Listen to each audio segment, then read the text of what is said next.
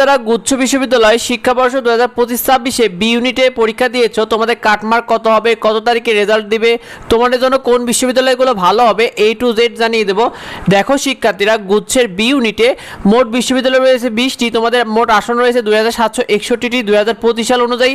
তবে এবার আসন সংখ্যা প্রায় কিছুটা একটু বৃদ্ধি করা হয়েছে, সে অনুযায়ী বলা যায় যে 3000-এর কাছাকাছি তোমাদের আসন সংখ্যা হবে শিক্ষার্থীরা।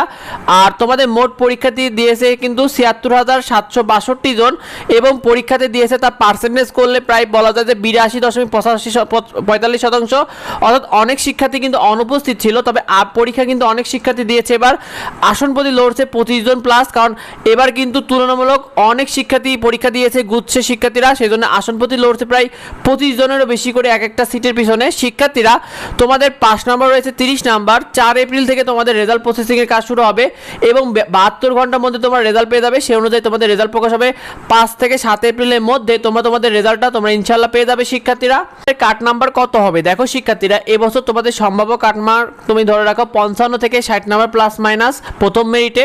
এর কারণ হলো তোমাদের যে প্রশ্নের প্যাটার্ন, আর তোমাদের কাট নাম্বারটা মূলত নির্ভর করছে তোমার যে প্রতিযোগীরা পরীক্ষা দিল তারা কেমন করলো। তবে তুমি 55 থেকে 60 নাম্বার প্লাস মাইনাস থাকলে তুমি কিন্তু সেফ জোনে থাকবে ইনশাল্লাহ।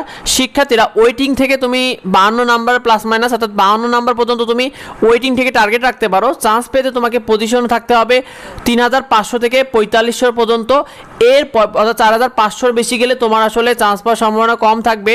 তবে এই পজিশনের মধ্যে থাকলে তোমার একটা সাবজেক্ট ওয়েটিং থেকেও কিন্তু ইনশাল্লাহ হয়ে যাবে।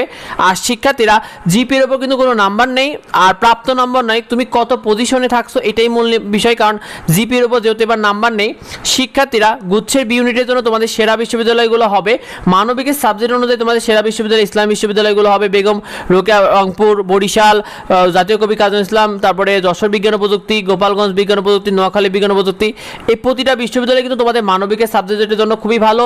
তোমরা তোমাদের আশেপাশ বা পরিস্থিতির উপর ভিত্তি করে তোমাদের বিশ্ববিদ্যালয়গুলো চয়েস দিতে পারো। তবে এই সকল বিশ্ববিদ্যালয়গুলোতে যথেষ্ট ভালো সাবজেক্ট রয়েছে মানবিকের, এগুলোতে তোমরা চয়েস লিস্টে রাখতে পারো।